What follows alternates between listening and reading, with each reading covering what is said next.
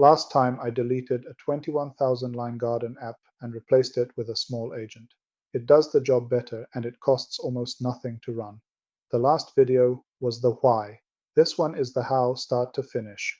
3 pieces and you build all 3 by talking to Claude Code. No frameworks, no servers you babysit, a skill which is the knowledge, an MCP server which is the live data, and the agent, the part that messages you on its own. Each piece is useful by itself. Stacked, they turn into something that checks the weather while you're outside and tells you when the frost is coming. I'll build them in that order, show the real code, and at the end, the bill. Here's the mental model. 3 layers, and each one fixes a specific blind spot. A plain language model knows gardening in general. Ask it when to start tomatoes, and it gives you the answer from 1,000 blog posts, 6 to 8 weeks before your last frost. True and useless, because it doesn't know my last frost or my varieties. The skill fixes that. It's a folder of Markdown that gives the model my location, my frost date, my plants, and the timing rules. Now the answer is specific to me, but the skill only knows rules, not reality. It knows tomatoes germinate at 20 to 25 degrees. It does not know tonight is -3. The MCP server fixes that. It hands the model live weather and soil data from free APIs, and both of those still wait for me to ask. Nobody opens a laptop at 3 in the morning when the frost is coming.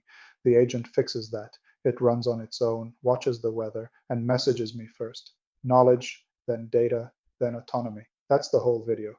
One rule I'm keeping the whole way through. I direct Claude Code. I don't handwrite the files. I describe what I want. It builds. I review. You'll see me work in plan mode a lot.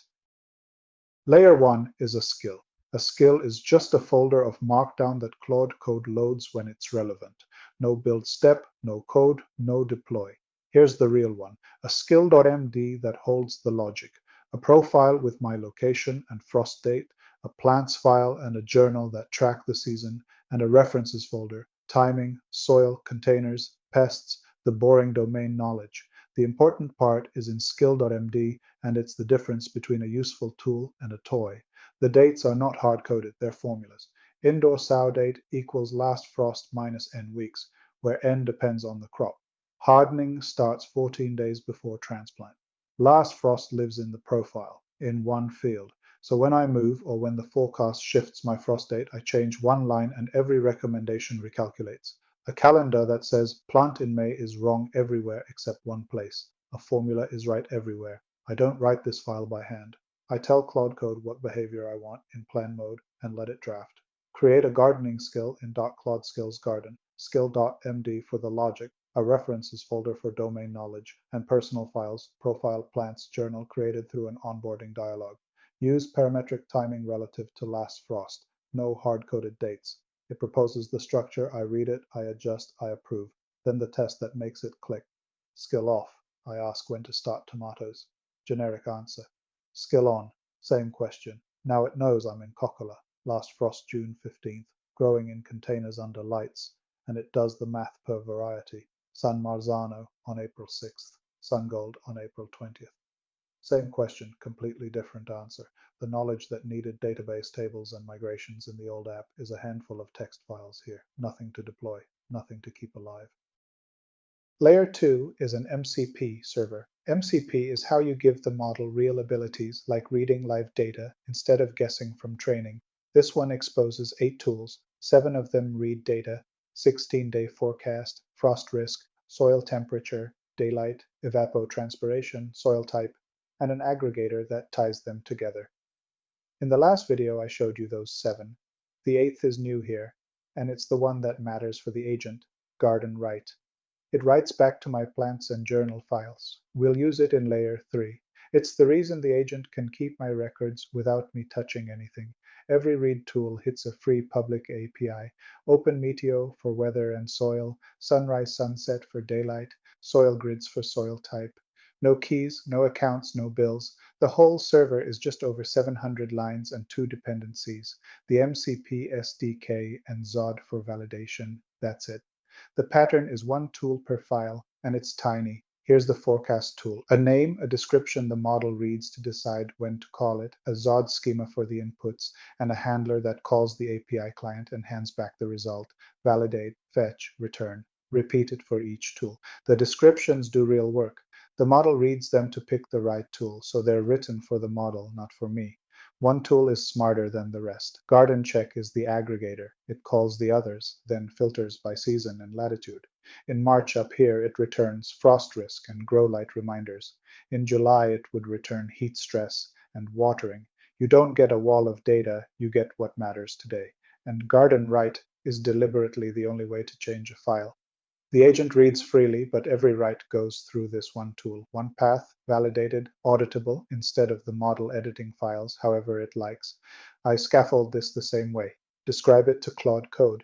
Let it build the structure, then add tools one at a time. Create an MCP server, MCP garden, TypeScript, std or transport, the MCP SDK, XOD for input validation. One file per tool. Start with get forecast against OpenMedio. Build it, register it with one command, and Claude Code has all 8 tools. Ask something that needs weather, and you watch it call the tool. The calls are visible in the terminal, not hidden. Layer 3 is the agent itself. This is what turns the skill and the MCP server into something autonomous. It runs locally on the Claude Agent SDK, about 1,300 lines. The core is one call. The SDK's query function, given a system prompt, the MCP servers, and a list of allowed tools. The system prompt is the skill, specifically skill.md plus my profile loaded straight in, so the agent starts every message already knowing the rules and knowing me. It's the same knowledge from layer 1. The MCP server from layer 2 is wired in over SDIO, so the agent has all the live data tools. Now the tools it's allowed to use: read, glob, grep, and the garden MCP tools. Notice what's missing. Write and edit. The agent can't touch files directly. Every change to my plants or journal goes through garden write, the tool from layer 2.